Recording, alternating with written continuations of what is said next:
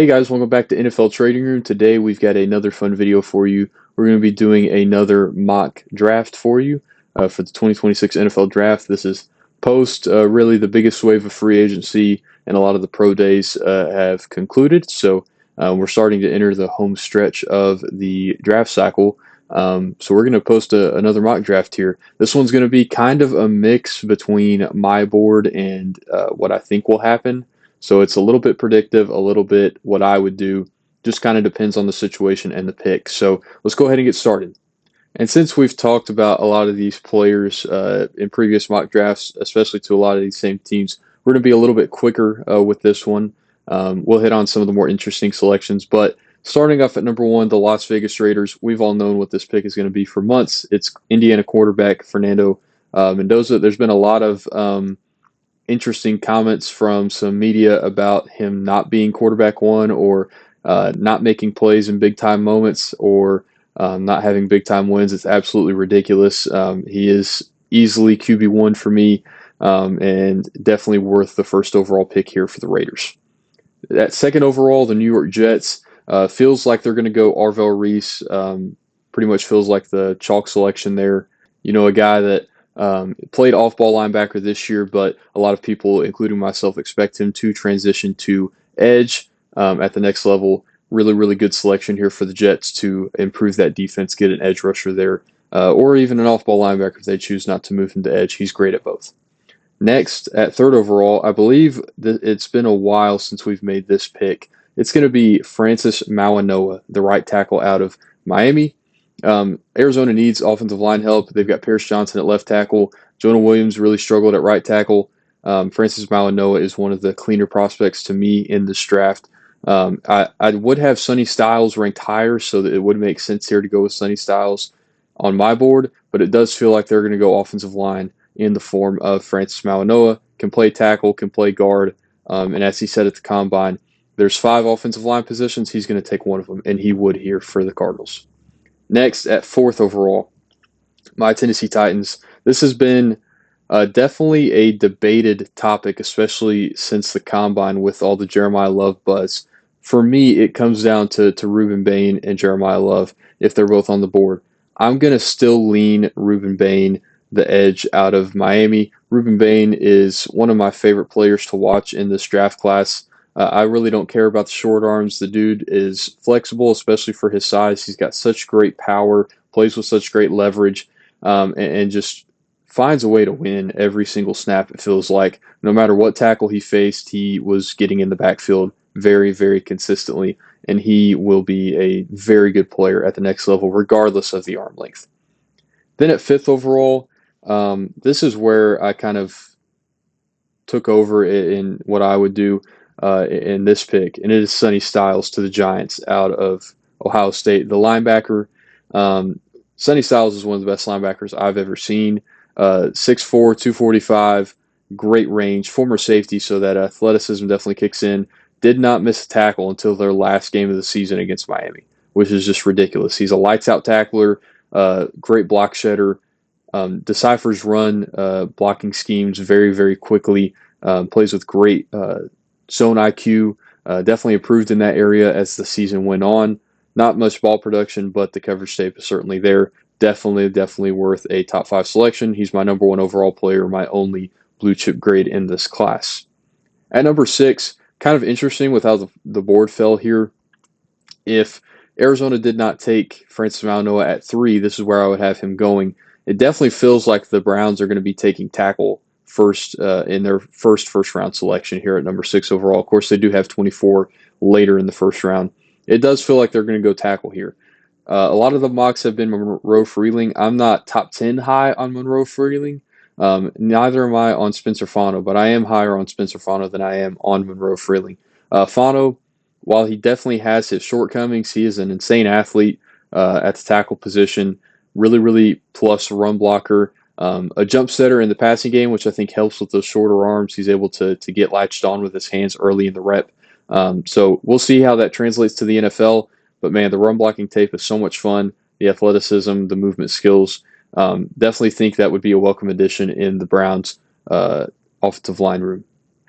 At number 7, this is where I would have Jeremiah Love, the running back from Notre Dame, coming off the board here to the Washington Commanders. Jeremiah Love is the best running back in this class, and it's not particularly close.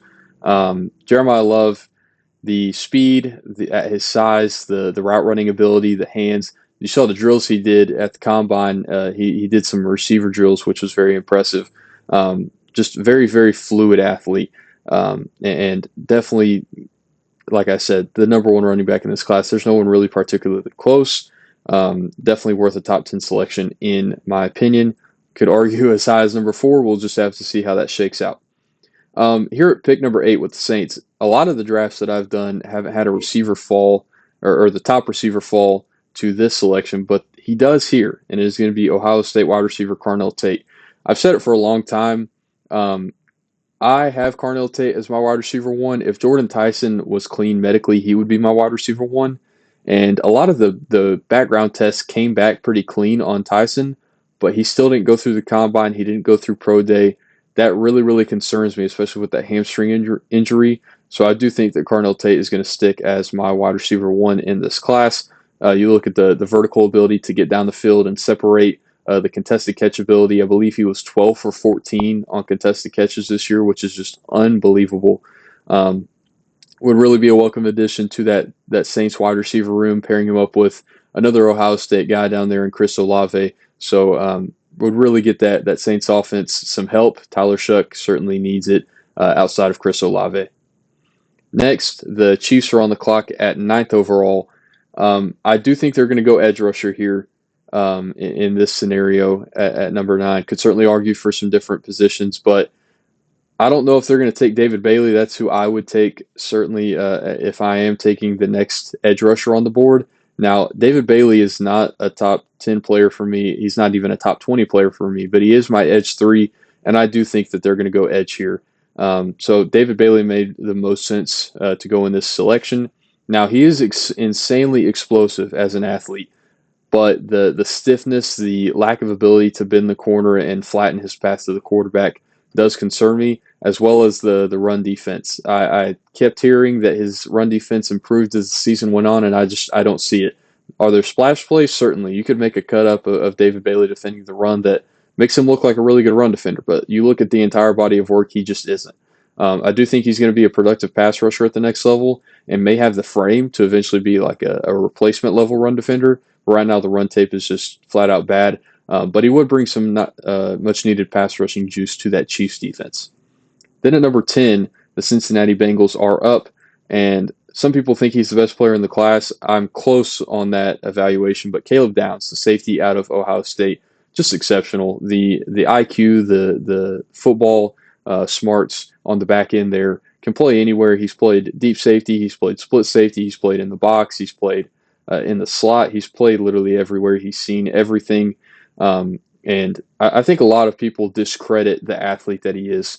I don't think he's some all-world athlete, but he is definitely a good athlete, I think. He's got more than enough ability to change directions in man coverage, to flip his hips and get vertical in zone coverage.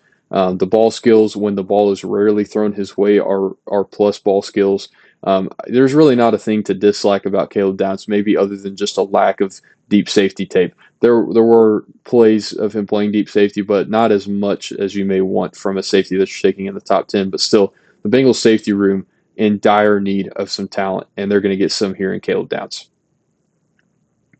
Next up, the Miami Dolphins are on the clock, and I've made this pick for them quite often. It's going to be Tennessee cornerback Jermod McCoy. Now, McCoy, we'll see if he goes through pro day. I believe Tennessee's pro day is later this week, so maybe March 26th or 27th, sometime around there. But McCoy, we'll see if he does any testing at his pro day. Sure hope he does. Had the January 2025 ACL tear, didn't play a snap in 2025, and didn't work out at the combine either. So also didn't do anything at any All-Star games like the Senior Bowl or the Shrine Bowl. So I'm trusting the tape here. The tape in 2024 has him as a top 5 player easily for me. The ability to track the ball in the air is exceptional. The man coverage skills, the zone IQ, so many plays where he's baiting quarterbacks into bad decisions littered on his tape. Really, really love the player, Jermon McCoy. Physical as a run defender as well. Just wish he would get out there and do some testing so we can see that knee fully healthy. Then at 12th, the Dallas Cowboys. I'm going to have back-to-back corners here. It's going to be Mansour Delane, the cornerback out of LSU, finished his evaluation a couple days ago, and still do have a first-round grade on him. I am concerned about the long speed. I know he ran a 4.38. I don't see that type of speed on tape. I thought there were times, especially against KC Concepcion from Texas A&M, where he really got caught deep down the field, and Marcel Reed just did not pull the trigger. But every other aspect of his game, I think, is a plus. I do like him in zone coverage more so than man coverage, but that's not saying he's an average to below average man coverage player. I think he's a plus man coverage player, but I really, really like what he does in zone coverage, reading keys and passing off routes to the rest of the zone defense. So I think that's definitely an improvement for this Dallas secondary. When the corners that they've had have been on the field, they still haven't been that good. So hopefully Mansour Lane can help that room stay healthy and would definitely improve that room overall. Next, at 13th overall, the Rams are on the clock. This is an interesting selection because I would typically go corner here or offensive tackle. The thing with offensive tackle was Warren McClendon stepped in at right tackle after Rob Havenstein went down with injury and has since retired. McClendon played exceptionally well. That was not something that I expected, or I would say that anyone expected. Alaric Jackson over at left tackle played maybe the best season of his career as well. So I don't know that tackle is all that realistic in this first selection, but also don't think corner is either with the moves that they've made. I believe they signed Jalen Watson to a 4-year deal, and they traded for Trent McDuffie. So they've definitely revamped that corner room like I wanted them to. Didn't know that they were going to make those two massive splashes, but they ended up doing so. So I decided to go with a weapon here, and it is Jordan Tyson, the wide receiver out of Arizona State. Now, you just heard me talk about the medicals with Tyson. Still does scare me, but man, the tape is just exceptional.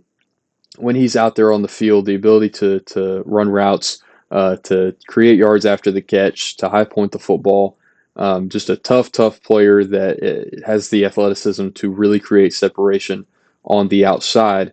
And with the Rams, you look at their wide receiver room. Of course, you've got Puka Nacua, you've got Devontae Adams. Devontae Adams had a great year. I believe he led the league in touchdowns, but is getting up there in age. I believe he's going to be 33 years old in the 2026 season. So got to start planning for the future of that room. And it's hard to find a hole, honestly, on this Rams defense. You could argue maybe linebacker, but I wouldn't take a guy like C.J. Allen, 13th overall high. So I think wide receiver makes the most sense here. Get a weapon that can kind of not sit and develop, but like play and develop and learn under Devontae Adams and Puka Nacua. That's a dream scenario for a receiver, getting to understudy those two and play with Matt Stafford and be coached by Sean McVay. Exceptional situation there for Tyson if this ends up being the case. Then one of my favorite picks in the mock drafts that I've done is the Ravens at 14. Now, didn't think I was going to be making this pick a couple weeks ago. It was traded to the Raiders from Max Crosby, but of course, we all know that deal fell through for one reason or another. But Olai Vavenga-Awane, the guard out of Penn State, would be such a perfect fit for what the Ravens do offensively. Of course, Daniel Fa'alale just has not worked out at right guard for the Ravens, and it's time to get some new talent in there. So Awane, I was on him in summer scouting, had him in my top 12, and not a lot of others did. And now that we're a couple weeks away from the draft, a lot of people have him in their first round. So that was one of my big wins from summer scouting, was having Awane that high. But you look at the athleticism, the power that he plays with. I really love his run blocking tape, but even his pass blocking tape may be even more impressive. The power that he plays with in both phases really is really jumps off the tape. And he's definitely my favorite player, not my top overall player, but my favorite player in this draft class. Next up at 15th, the Tampa Bay Buccaneers are in a bit of a weird situation. So Levante David today actually just announced that he is retiring. One of my favorite players that I've watched in my time as a football fan. Just such a smart player at linebacker. Never really fell off, aged like fine wine, just continued to get better and better as the years went on. So you could definitely search for a linebacker here. Could definitely search for a tight end in Kenyon Sadiq. Kenyon Sadiq, I would take this high, but it's not the area that I said to go with. And linebacker, I still wouldn't be comfortable taking C.J. Allen this high either. So what I decided to do with this Buccaneers team, hoping to be in playoff contention, let's get them a playoff-ready pass rusher in Akeem Mesidor. Now, taking a 25-year-old at 15th overall, certainly questionable, but Akeem Mesidor is going to come into the NFL ready to rush the passer, ready to defend the run. He's going to come into the NFL ready-made to make an impact. At 6'3", 280 pounds, really, really strong player. Certainly has his deficiencies, but can absolutely get after the quarterback and honestly kicks butt against the run too. Think the Buccaneers are in need of that as well. Could certainly play some edge on base downs and then maybe move in on passing downs. Maybe like a package that has Yaya Diaby, Kalijah Kancey, and Akeem Mesidor all on the field at the same time. That is a pretty solid third down package there to rush the passer. So I think that certainly gets some of that defense back on track for the 2026 season, hoping to make a playoff run there, as it may be Todd Bowles' last chance to take that team to where they've been dreaming of. So next, the Jets are up on the clock at 16th overall to pick from the Colts. And I decided to go with a weapon here. It's pretty much what I've been doing in every mock draft with them, is take Arvell Reese or some other edge at second overall, and then take a receiver here at 16th. Mekhi Lemon certainly has some interesting headlines come out about him during the combine, but a lot of that has been shot down and stuff like that. And man, you watch the tape, Mekhi Lemon, I've never seen a player that is of his stature be that dominant at the catch point. I do think he probably will be confined to the slot at the next level. He can play the Z, but he's not the best at getting off press coverage. However, even if he is confined to the slot, look at a guy like Amon-Ra St. Brown, who definitely has become more versatile as his career has progressed, but he's still mostly a full-time slot receiver, and he's one of the best receivers in the NFL. I think he's the best route runner in this class. Great hands. I believe only has 2 career drops, which is exceptional, and really gets after it after the catch and as a blocker, which I love to see. Love seeing that physicality out of the receivers. Think that definitely helps that Jets wide receiver room. Hopefully you get a fully healthy season of Garrett Wilson, and maybe you get an Adonai Mitchell breakout here sometime. I know he had some decent performances down the stretch, so injecting some life into that Jets offense before they might get their quarterback of the future next year. We'll just have to wait and see. Quick break in the mock draft. If you guys wouldn't mind to go down below, drop a like, drop a comment, make sure you subscribe to the channel. That would just let us know that you're enjoying the content. We'll continue to bring content like this to you throughout the draft season. Let's get back into the mock draft. All right, here at 17th overall, the Detroit Lions are on the clock. Feels like this is going to be left tackle. Feels like one of the worst kept secrets in the draft is that this is going to be left tackle. With I believe it was a release of Taylor Decker at left tackle, who had been a stalwart at left tackle for them for really a decade. Taylor Decker was a really, really solid player for a long time for them up there at left tackle. It feels like Monroe Freeling, the tackle out of Georgia, is either going 6th to the Browns or 17th to the Lions. That's really the 2 spots you see him mostly mocked. And I'm going to mock him here 17th overall to the Lions. I do have some tackles ranked above him that are still on the board. However, I can certainly see the appeal getting a true left tackle. The tackles that I do have ahead of him would be transitioning from right tackle to left tackle, unless they were to transition Penei Sewell from right to left tackle. I think just leave Penei Sewell at right tackle. He's been one of the 2 to 3 best tackles in the NFL for the past couple years. Just leave him there where he's been so productive. But getting Monroe Freeling, who is a true left tackle, played that at Georgia, has the length, has the frame, 6'7", 315 pounds, believe over 34-inch arms, if I'm remembering correctly. Has the athletic traits, definitely needs to get stronger. The anchor does need to improve. I think that is something that can improve getting into an NFL strength and conditioning program. Georgia has maybe the best strength and conditioning program in America, but still it doesn't measure up to what they can do in the NFL. So got to see if they can improve that core strength for him. But the flexibility that he has as an athlete, the pass protecting tape, I really like. I think that would be a pretty seamless fit for the Lions, getting a replacement for Taylor Decker, who's been a really, really nice player for them for so long. Next up at 18th overall, I'm going to stop the slide of a guy that I dove back into his tape, and the more I dive back into his tape, the more and more I like him. That's Dylan Thieneman, the safety out of Oregon. Now, I did think he was going to go. I did think he was going to go first round, but um, definitely finished his evaluation a few days ago for good, and have him as a top 15 player in this class. He is so much fun to watch. The athletic capabilities that he has in the middle of the field are plus for sure. Didn't play a whole lot of single high safety. I thought the way Oregon deployed him was a little strange, especially when you look at some of his Purdue tape, specifically his freshman year, playing a lot of single high safety. He was exceptional at that as a true freshman. So hopefully he gets the opportunity to play that some more in the NFL. Would love his versatility in a Brian Flores defense. He's a guy that I would like as a single high safety, but he can play really any safety archetype. He can play one high. He can play split safety. He can play in the slot. He can play in the box. He's got really solid change of direction skills, and overall athleticism is really plus with him. Loves the zone IQ as well. Think this would be a good pick for the Vikings. At number 19 with the Panthers, I chose to stop the slide, if you want to call it a slide, of Oregon tight end Kenyon Sadiq. I believe he's the number 13 player on my big board, so a bit lower than I have him ranked on my big board, but the overall athleticism is crazy. You watch this guy, especially running like a crosser or a corner out, anything like that. The separation he can generate with it, just his pure speed, is pretty exceptional.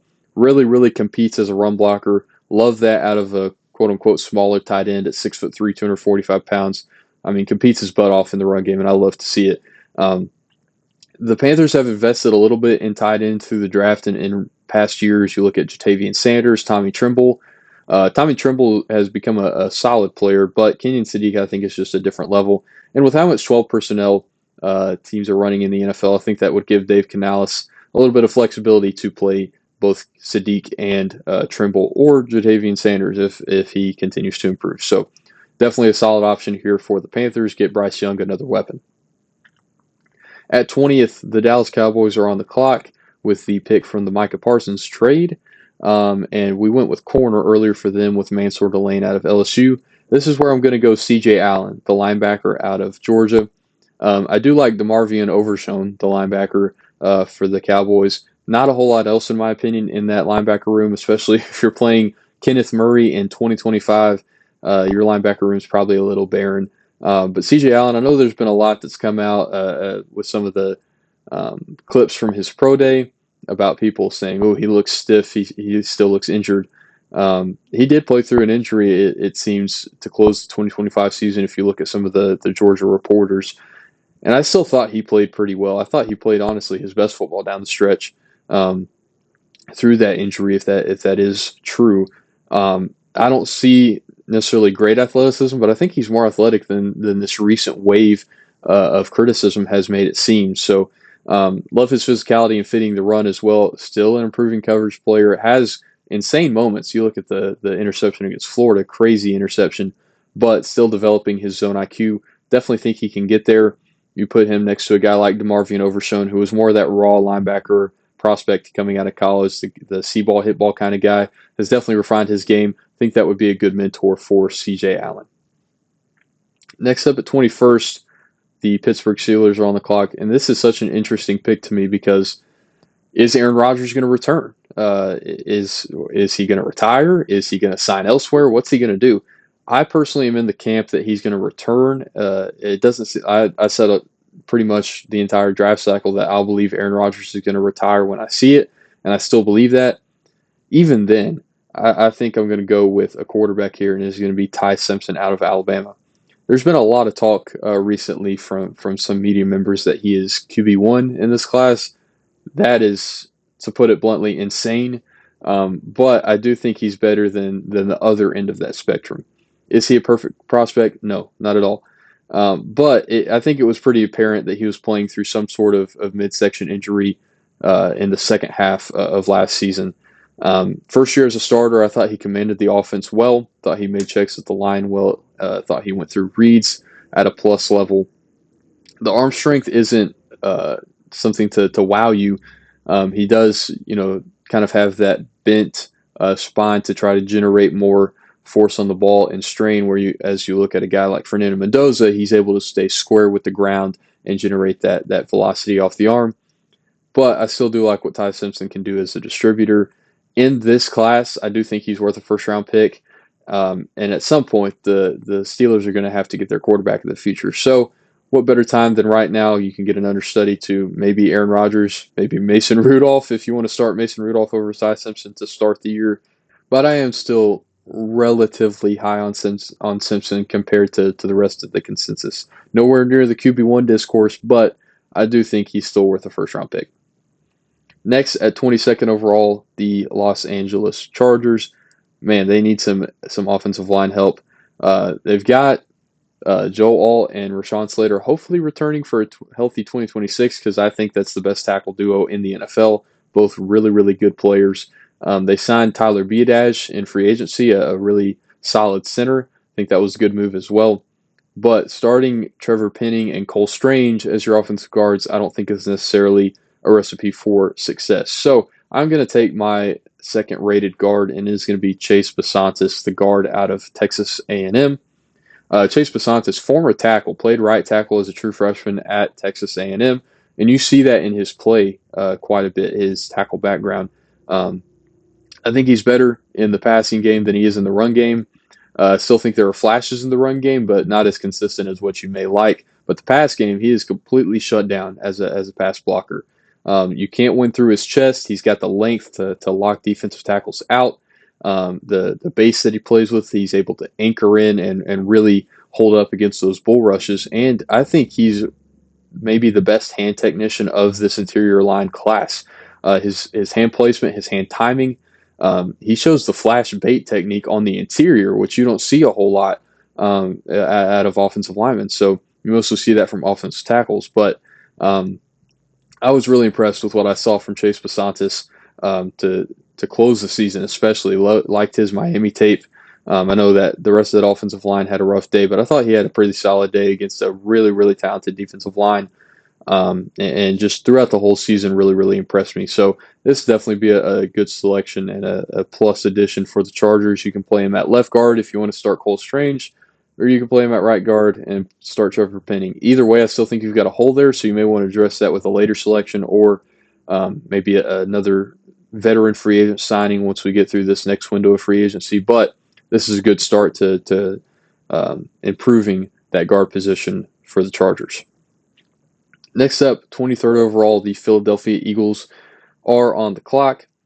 It certainly feels like A.J. Brown is going to get traded at some point before the season starts. That relationship with him, the coaching staff, the rest of the team, the front office just feels beyond, the bridge just feels beyond burned. So I definitely think they're going to end up going receiver here. Who knows? They may end up with a higher pick in this class. We'll just have to wait and see. But I'm going to take the top receiver left on my board, and that is Casey Concepcion, the wide receiver out of Texas A&M. So back-to-back Aggies here in the 20s. So Casey Concepcion, definitely a smaller player. You're not going to get the same type of player as A.J. Brown. A.J. Brown's 6'1", 225 pounds, something around there, and is a dominant X receiver. Not going to get that out of Casey Concepcion, but he is a really, really twitchy route runner, exceptional with the ball in his hands. You can do a lot of gadgety things with him, which he showed at NC State, but he definitely showed more receiver capabilities at Texas A&M. I think he could have contended for the Biletnikoff if Marcel Reed didn't miss him deep down the field at least once a game, it felt like. It's a travesty how many times Marcel Reed overthrew him on deep routes, but really like his overall athleticism, his ability to create yards after the catch. Drop rate still isn't where it needs to be. I think it improved a little bit in 2026, but still got to clean that up. But he's electric as a playmaker. You could even stick him back on kick return and punt return, especially kick return with these new rules. I think he'd be really, really good at that. You can play him at Z or in the slot. I honestly think he pairs well with Devontae Smith stylistically. So would like that selection for the Eagles. Next, the Cleveland Browns are on the clock at 24th overall. Again, this is the pick from the Jaguars in the Travis Hunter trade. So I've said this team's probably going to go tackle receiver in this first class. However you want to order that. They could go receiver at 6 and tackle at 24 or vice versa. We've taken the tackle here in Spencer Fano. Now I'm going to go with the next receiver on my board, and it is Denzel Boston, the receiver out of Washington. Can make the argument for Omar Cooper Jr. here as well. They're pretty, or Chris Brazzell from Tennessee. All those guys are in a similar range for me, but Denzel Boston at 6'4", 209 pounds. I think he's got a lot more athletic juice than people give him credit for. I think he's got some wiggle to him. My comp for him has always been Michael Pittman Jr., who just got traded to the Steelers a couple weeks ago during the first day of free agency. But I think he's got even more wiggle to him than Michael Pittman did. I saw the ability to win down the field more than I expected going into his tape, hearing the things that I heard about him. I came away just really impressed with him overall. His dominance at the catch point, his physicality in the route, his nuance as a route runner, and the athletic juice being better than what I expected is definitely something that the Browns could use on the outside. Maybe a bit of a weird fit, but Cedric Tillman there just hasn't really been able to carve out a role due to injuries. His future there is pretty uncertain. Jerry Jeudy was very disappointing in 2025 after they traded for him in the previous season. So hopefully Denzel Boston brings some stability to whoever ends up quarterbacking that offense. They certainly need it. Next, the Bears are on the clock. It's pretty much been interior defensive line every time I've picked for them. The conversation gets a little bit interesting here as we look at the defensive linemen on the interior. Caden McDonald has been a popular guy for me to mock here, but he's not my top-rated defensive tackle. Peter Woods was certainly the top-rated defensive tackle for me coming into the year. Not the case anymore. Caleb Banks is actually my top-rated defensive tackle. The problem is he fractured his foot, I believe, at the combine. Fractured his foot again. His foot was the injury that held him out for 9 games his senior season to close the year. Did come back at the end of the season, play a few games, but that is what cost him most of his senior year. So it's definitely risky here, but I am still going to bet on Caleb Banks here for the Bears. You just don't see that type of athletic explosion out of a guy that's 6'6", 330 pounds. You don't see it that often. He's got great arm length, great grip strength in his hands to be able to latch on to offensive tackles and shed, or offensive linemen in general. The closing speed that he has, the athletic juice that he has, I don't think I've seen a more flexible player at that size than Caleb Banks. His ability to dip under offensive guards and close the corner to the quarterback really is impressive. And I think if he's fully healthy, if he had a fully healthy 2025, I think we'd be talking about Caleb Banks in the top 5 of this class. That's how high I was on him in 2024. Or going into 2025, going off the 2024 tape. That is how high I was on Caleb Banks. I really, really thought that he was going to be able to take that step, and I think he would have if he stayed healthy. But the Chicago Bears may luck into a blue chip player here at 25th overall. We'll just have to wait and see if he can stay healthy, but I think it's worth the risk here at 25. The Bills at 26 continue this draft. I'm going to go with Emmanuel McNeil-Warren, the safety out of Toledo. I've mostly mocked receiver to them here at 26. They did just trade for DJ Moore. I'm not going to act like DJ Moore is a wide receiver 1 anymore. I just thought he really struggled last year. Caleb Williams started to ascend there for the Bears, and I really thought DJ Moore didn't help him a lot throughout the season. You look specifically at the playoff game, there was a route where I thought if DJ Moore continued his route, he would have caught the ball and may still be running. But he slowed his route off, and it ended up in an interception. So I didn't like a lot of what I saw from DJ Moore in 2025. But he is still a productive player. I think productive enough to where you don't have to go receiver in the first round here. And I think you can address the need at safety. They did release Taylor Rapp from that room. Cole Bishop, I don't think has been great, but I think he's been a solid young player there for them. They did sign C.J. Gardner-Johnson. They've got a couple other safeties in that room, but I think Emmanuel McNeil-Warren just gives them a different type of player there at safety. 6'2", 207 pounds. Not super rangy, but I do like what he does with his range around the box. He's a playmaker. He forces a ton of fumbles, gets his hand on the ball constantly. Love what he does as a playmaker. I think that would be a solid addition here for Buffalo. Maybe a bit of a weird fit. Not sure if Cole Bishop can handle full time that single high structure. We'll have to see. But I do think this would be a good pick for Buffalo moving forward. At 27th, the 49ers. It's typically been defensive tackle for me here. And that's going to continue with Peter Woods, the defensive tackle out of Clemson. Typically, at this selection in the draft, Peter Woods has gone already. But just with the way the board fell, he ended up falling to 27 for me. I think it was a bit of a weird year for Peter Woods. I think he played a little bit underweight. He looked around that 290-pound mark instead of that 315 that he played at in 2024, and you could tell on tape. He looked smaller. He looked less dense, and I think that really hurt some of his ability to stop the run as well as generate some power as a pass rusher. So I think my main thought process here with the 49ers is they did just trade for Osa Odighizuwa, if I'm pronouncing that correctly. That's always been a hard one for me to pronounce, from the Cowboys. He's more that lighter gap shooting style defensive tackle. And you've got two guys that I liked in the 2024 or in the 2025 class, Alfred Collins and CJ West, but they're still young guys. They haven't really proven a whole lot. So Peter Woods, if he can get back to that level that he was at in 2024, absolute steal here for the 49ers at 27th overall.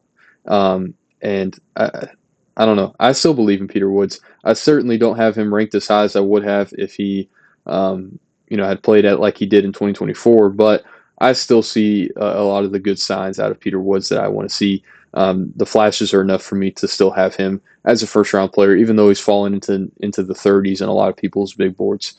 The Texans are up next at 28th overall, and here it's mostly been offensive tackle, and that's going to continue. One of my favorite players in the draft is Arizona State right tackle Max Ihenekor. Still don't know if I'm pronouncing that correctly, but Max Ihenekor was a guy that I really got into in I believe it was October of 2025. Loved his tape. The first game I turned on was that Texas Tech tape, and boy, did he shine. He was exceptional against Texas Tech. I thought he had the best game of any offensive tackle that played against Texas Tech last year with those two pass rushers.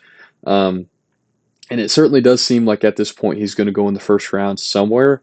And I think Texans make a lot of sense there. You've got Ariante Ursary at left tackle. You've got Wyatt Teller at left guard. So they have spent some money in free agency. They did spend on Braden Smith at right tackle coming over from the Colts. Braden Smith is a guy that I like when he plays, but he definitely has had his fair share of injuries in recent seasons. So maybe you can get some games out of Braden Smith in year one. I don't know how much he's going to be able to play beyond this year if these injuries keep stacking up. So ideal scenario, you have Braden Smith fully healthy in 2026, and Max Ihenekor is able to study under him and continue to refine his technique and add that to his really, really plus athletic profile with his arm length, size, and athletic capabilities. If he can sit a year, ideally, and continue to learn, I think he can come out of the gates ready to fire in 2027 and really be a solid offensive tackle for Houston. Next, at 29th with the Chiefs, this is the pick they got in the Trent McDuffie trade with the Rams. So I kind of went an interesting direction here. We did go edge earlier, could certainly argue receiver, could argue offensive tackle, could argue a bunch of different positions here. The Chiefs certainly have their fair share of needs. I chose to go with a guy whose grade I finalized yesterday. That is D'Angelo Pons, the cornerback out of Indiana. Now, he did play outside corner at Indiana, but I've got him graded as a nickel corner. He's my top overall nickel corner. Believe he's 21st overall on my big board. Now, you may look at 5'9", 173 pounds, and that may scare you away, which in most scenarios that would translate to the tape. I see the size on tape, but I don't see that in his play style. I've never seen a player that small be that fiery, that physical, that competitive. especially at the corner position. You turn on that national championship tape, especially, and you see what he did to a lot of those Miami pass catchers. He was lighting dudes up. He was making plays on the ball. He was playing physical through the catch point. He was doing it all. And I really like what he does as a run defender. I believe he only had a 3.6 missed tackle rate, which is exceptional for a corner, especially an outside corner. Um, so I think he's got the run capabilities to play the slot corner position at the next level. Certainly has the athletic capabilities, the speed, the change of direction, all those things. And if the Chiefs want to replace that nickel corner quickly, this would be a solid selection there. I believe they've got Cater Kohu at that nickel corner spot, who has played a little bit for the Dolphins, hasn't been the best performer so far. So I definitely think D'Angelo Ponce would be an upgrade there at that nickel position if they do move him to the inside at the next level. Next, the Miami Dolphins are on the clock here at 30th. This was one of the bigger trades, especially in recent weeks. Jalen Waddle, the receiver, going to Denver in exchange for this first-round pick and some other compensation. So I chose to replace Jalen Waddle with a receiver, not necessarily of the same style, but just went with the next receiver on my board, and that is Chris Brazzell II out of Tennessee. Absolutely hear the arguments on Omar Cooper Jr.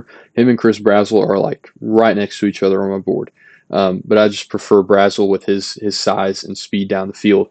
I get the concerns with Chris Brazzell. He's coming from Tennessee. You know, Tennessee hasn't produced a good NFL receiver in a while.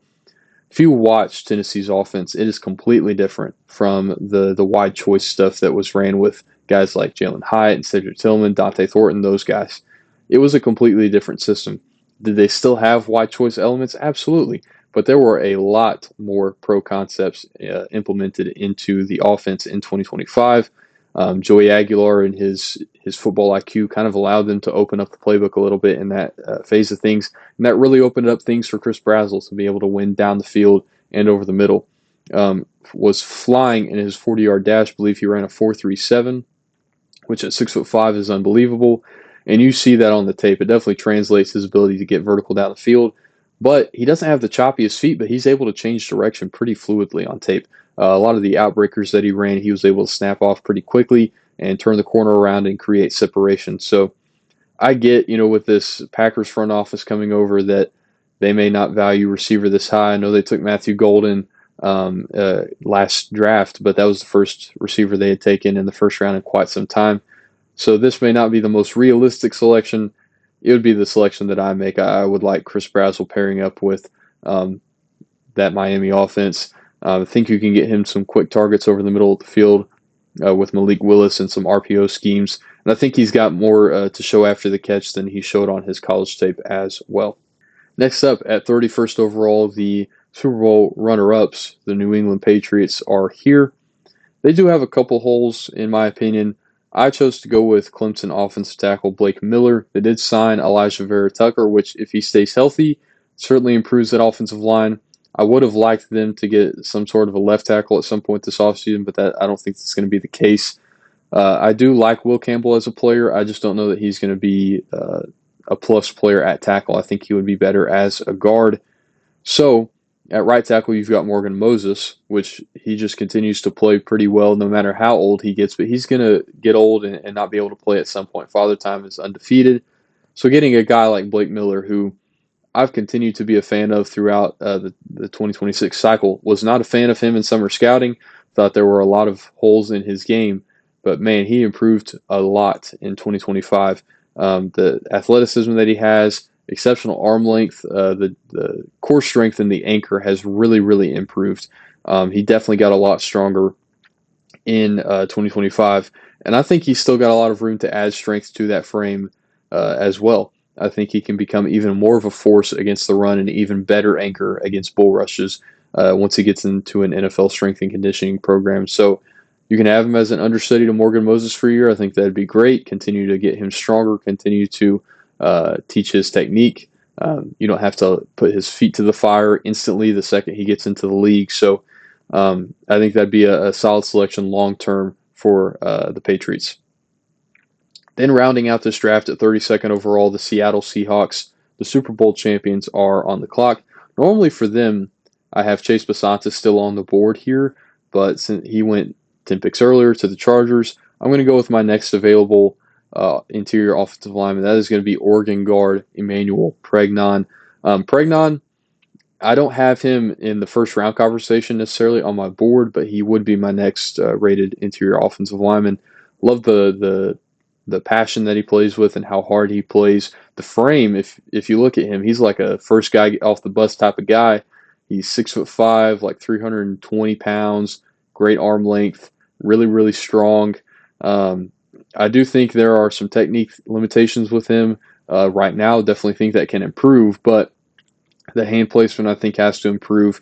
I think he can become a pretty dominant run blocker if he continues to improve that. He just falls off too many blocks, I think, right now to be a dominant run blocker. And I think that translates to the passing game as well.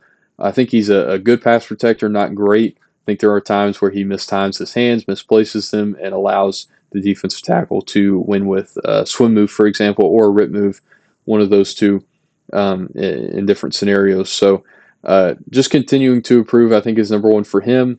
Now, he is a left guard, would be transitioning to right guard since they have Gray Zabel at left guard. But I think it's definitely worth the shot. Anthony Bradford, while he played okay down the stretch, definitely better than he did earlier, he's still not a great right guard. So could definitely look to improve that. But that rounds out this mock draft. I hope you guys enjoyed it. Again, if you wouldn't mind to go down below, drop a like, drop a comment, make sure you subscribe to the channel. Again, that would just let us know that you're enjoying the content. We'll continue to bring content like this to you throughout the draft season. This has been NFL Trading Room. We'll see you guys next time.